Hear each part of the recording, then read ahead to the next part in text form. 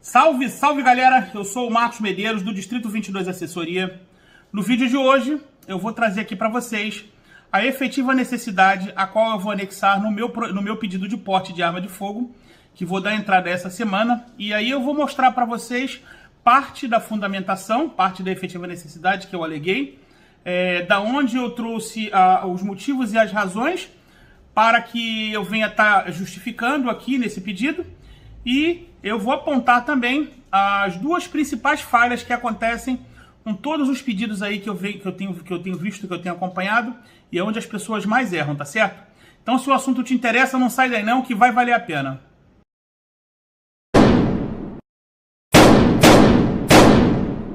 Então, galera, esse pedido de efetiva necessidade, eu já tenho elaborado ele há algum tempo, e eu acho que eu cheguei a um texto bem consistente atualmente, em virtude da experiência que adquiri acompanhando pedidos de porte que foram negados aí.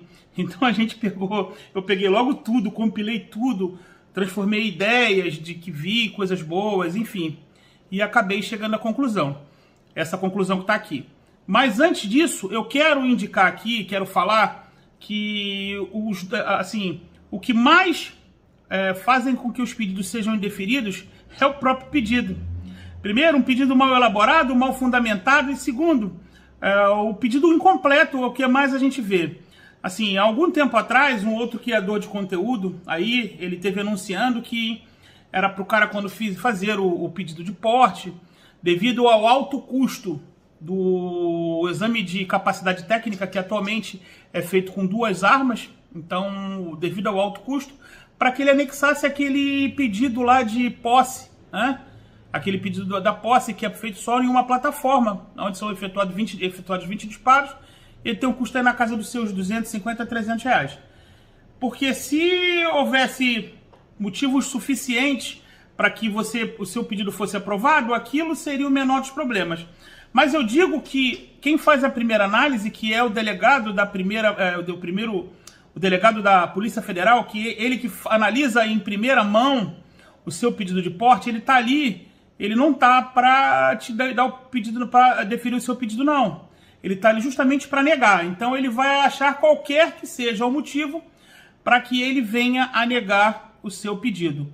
E aí, quando acontece um indeferimento, justamente com aquele copia e cola, né, ele pega aquele copia e cola que ele tem lá, que a gente está acostumado a ver, que é o mesmo, parece que só muda o nome.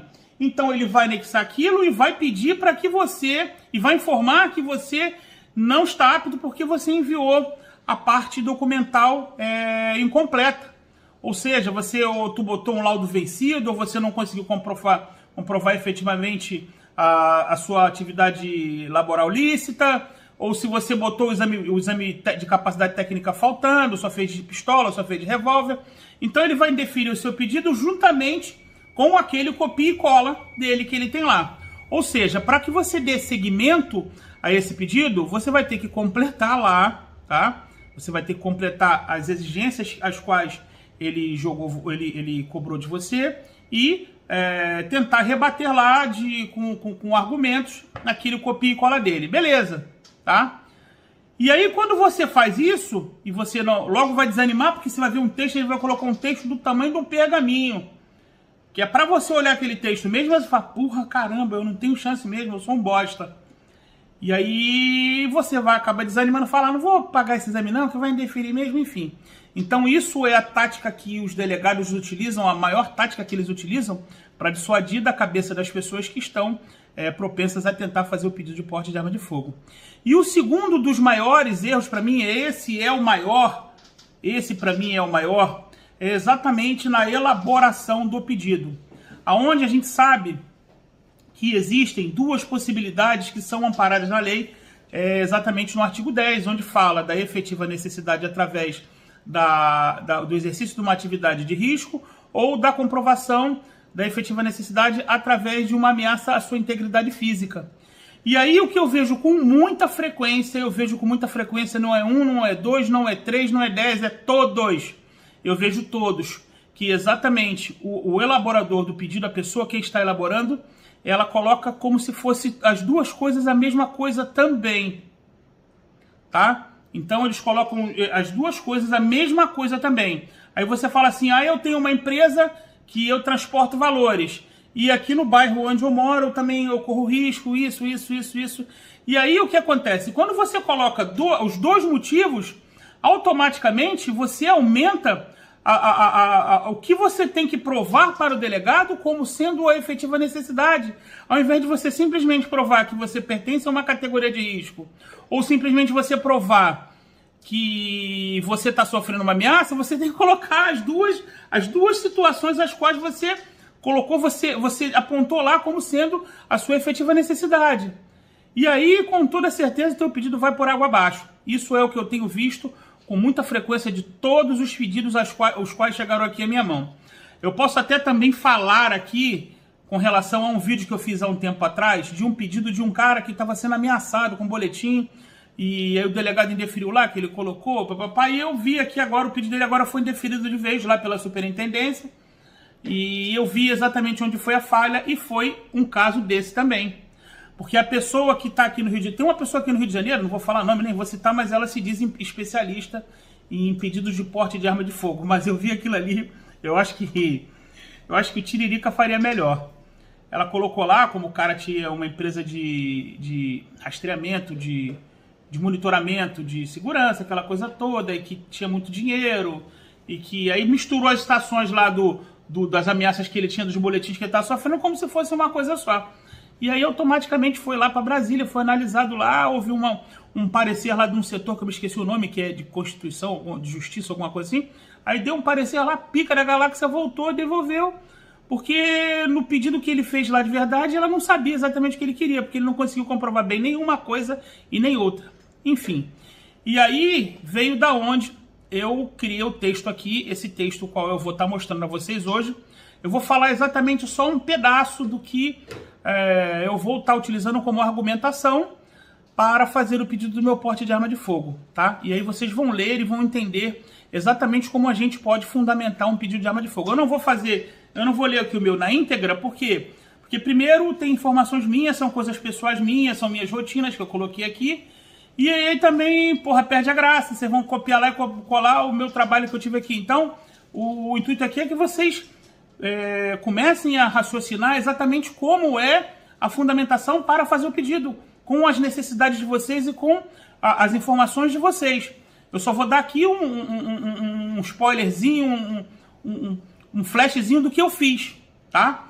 E aí vocês que vocês saiam da caixa, raciocinem fora da caixinha e façam um pedido baseado exatamente nas rotinas e nas necessidades de vocês, tá certo?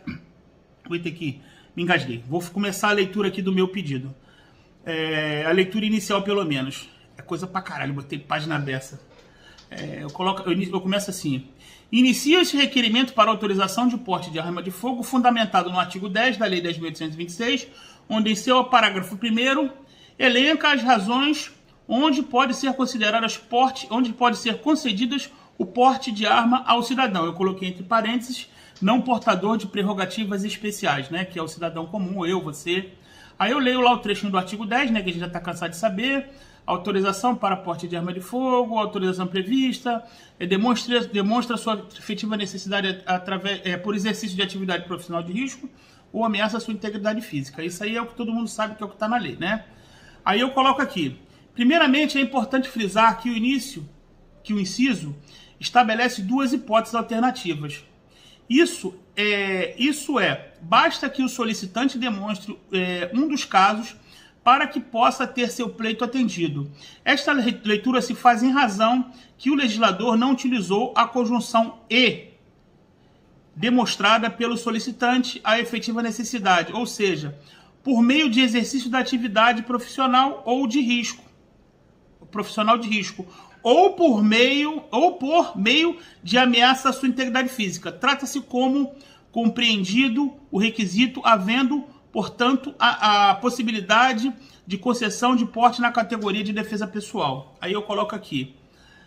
No que tange a hipótese ameaça da sua integridade física, configura-se quando o requerente demonstra que a vítima de crimes que atinjam a sua integridade física de forma pessoal, como, por exemplo, o delito de ameaça da Constituição Federal, artigo 147, aliás, artigo 147 do Código Penal.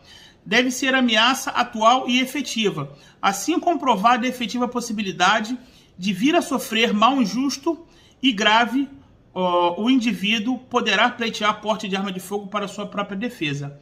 Alternativamente, a lei também autoriza a concessão do porte após demonstração do exercício da atividade profissional de risco, a qual pressupõe que o indivíduo, em decorrência da sua atividade laboral, esteja inserido em uma conjuntura que ameace sua existência ou sua integridade física, em virtude de vir potencialmente a ser vítima de um delito envolvendo violência ou grave ameaça.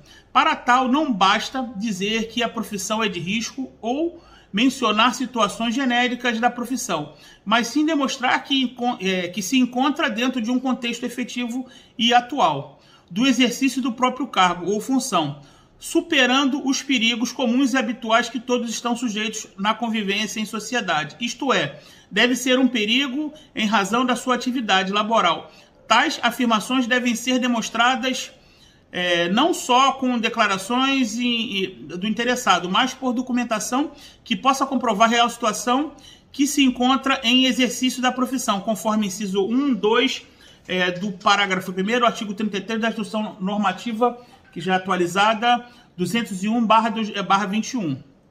Vale salientar, entretanto, que neste caso não é obrigatória a comprovação de uma ameaça específica e pessoal contra a integridade física, pois, se assim ocorrer, o motivo da concessão seria pela ameaça da sua integridade física, tá? Aqui eu estou dizendo que se eu coloco lá que a minha atividade, eu preciso demonstrar que tem alguém me ameaçando, então não seria o motivo por atividade profissional de risco.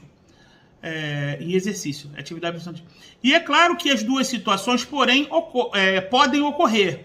Mas o importante é que, em havendo a demonstração pelo interessado de uma delas, já há possibilidade de autorização da administração para a concessão do ato administrativo requerido. O que eu fiz isso aqui e o porquê de eu ter feito todo esse texto aqui longo, demonstrando que são coisas distintas. Uma coisa é a atividade profissional de risco e a outra coisa é a integridade, o risco através da integridade física. Porque eu vi que em todos os últimos pedidos, todos os últimos indeferimentos aqui, o delegado que analisa o pedido aqui do porte, ele entende que as duas coisas são uma só. Se vocês pegarem um vídeo que eu fiz há um tempo atrás aí, inclusive falando no caso aqui do rapaz que estava sendo ameaçado lá, o delegado entendeu, né, no entendimento dele lá, ele colocou no liquidificador, bateu e falou que ele tinha que provar, mesmo sendo ameaçado, que a integridade física dele é isso. E aí teve um outro caso aqui que eu também peguei, que era um agente de medida socioeducativa aqui do Rio de Janeiro, do Degase, e o delegado negou que ele fizesse lá, ele teria que provar efetivamente que estava sendo ameaçado, quando ele estava querendo comprovar que a atividade dele é uma atividade de risco. É uma atividade de risco. Os caras trabalham lá com vagabundo, menor de idade, mas é tudo vagabundo, entendeu? Então a gente sabe que lá naquele lugar onde o cara trabalha é uma atividade de risco, porque ali você, embora sejam menores de idade, você tem chefe de facções ali que estão presos ali, presos não, né? Estão detidos ali para medida socioeducativa, mas você sabe que os piores são os menores de idade. A menorzada de idade, porra, toca terror, implanta o terror nos lugares lá, dá tiro, dá tapa na cara de velho, faz o caralho de asa. Mas o delegado entendeu que a atividade do cara lá não era uma atividade de risco, ele precisava comprovar uma ameaça. O que está errado. E eu consegui aqui, passar exatamente o que diz na legislação e o que diz o legislador quando criou as duas possibilidades, que eram uma coisa ou outra. Ele não colocou como se fossem as duas. Então, eu fiz eu elaborei, eu formulei esse pedido aqui essa efetiva necessidade aqui baseado exatamente nos últimos indeferimentos que eu tive. Que pelo menos esse aqui, se ele não aprovar, que sirva lá para que ele mude copia e cola dele e crie outro. Porque esse que ele vem colocando ultimamente, ele não vai aqui colar com esse meu pedido aqui, não. Porque a não ser que haja um erro de interpretação de texto dele lá, de português, na leitura do artigo 10 da Lei 10.826, ele vai ter que mudar. Porque eu demonstro aqui claramente que as duas coisas não são uma coisa só. Enfim, e aí eu não coloquei mais, não dei mais detalhes aqui das minhas rotinas pessoais, o que eu aleguei como atividade de risco, a minha atividade de risco, de onde vem. Isso eu não coloquei, porque isso aí só cabe a mim. Mas eu tô querendo aqui, nesse pedido, abrir os olhos de vocês para que vocês entendam exatamente como fundamentar o pedido do porte de vocês. Entendeu? Porque isso é o maior erro, isso é o maior índice de indeferimentos por conta de uma elaboração fajuta que o cara vai lá e faz, e aí acha que aquilo é o suficiente, que a culpa é do delegado. Quando você mesmo não soube fazer o seu pedido de porte de arma de fogo. Então, assim, o que eu digo, não estou falando para que vocês façam para mim, porque eu não faço esse tipo de coisa, eu fiz para mim aqui, um caso ou outro muito raro que eu me proponho a fazer, até porque eu sei que é uma coisa complicada, dá trabalho, e geralmente o resultado não é positivo, o qual eu possa garantir 100% que você vai pagar uma coisa a qual você vai receber. Então, se você for fazer o seu pedido de porte e não tiver condições de fazer, que procure alguém capacitado de verdade. A gente está cheio de falsos profetas aí que estão prometendo que fazem, que acontece, e aí acontece que nem o caso desse cliente aqui que me procurou, que agora ele levou lá para a pessoa que fez a fundamentação do porte dele, e ela está com cara de paisagem, porque não tem o que fazer e não sabe simplesmente o que fazer. Como se trata de advogado, nem ajuizar uma ação lá para um mandado de segurança ela pode, porque o pedido dela não foi baseado em nada. E aí, com toda certeza, ela sabe que vai perder, tá certo? Então, espero ter aberto os olhos de vocês, ter esclarecido muitas dúvidas e ter contribuído de alguma forma para que vocês possam entender de que maneira fundamentar o porte de vocês, o pedido de porte de vocês, caso vocês venham criar coragem a fazer, tá certo, galera? Então, assim, gostando do vídeo, vou pedir aqui para vocês para que se inscrevam no canal, quem ainda não for inscrito. Vou pedir para conferir lá também se a inscrição de vocês, quem for inscrito, se ela continua válida, porque o YouTube está fazendo um ataque sistemático aos criadores de conteúdo armamentista aí. Eu sou um deles que estou sofrendo esse tipo de ataque e que está desinscrevendo, está fazendo uma série de coisas. Então confere lá se você continua inscrito no canal. Depois de eu ter feito um último vídeo falando disso, muita gente me mandou mensagem falando: Marcão, me desinscreveu, mas inscrevi de novo. Então dá uma conferidinha lá, não custa nada, isso é importante para o canal da gente, tá certo? E compartilhar o conteúdo lá com os coleguinhas, bota no grupão dos vídeos, bota na porra toda, espalha aí no grupão aí de sacanagem do WhatsApp, espalha em tudo. Que o vídeo é legal, o vídeo é interessante e ajuda o canal a crescer cada vez mais, tá certo? Lembrando mais uma vez, falta um pentelinho para chegar a 100 mil inscritos, ganhar aquele placão, e quando ganhar, vou compartilhar aqui com vocês. Não seria possível sem a ajuda de vocês, sem a colaboração de vocês, e tô contando mais uma vez com a ajuda de vocês aí, compartilhando esse vídeo, tá certo, galera? Fiquem todos com Deus, e até o próximo vídeo, se Deus quiser.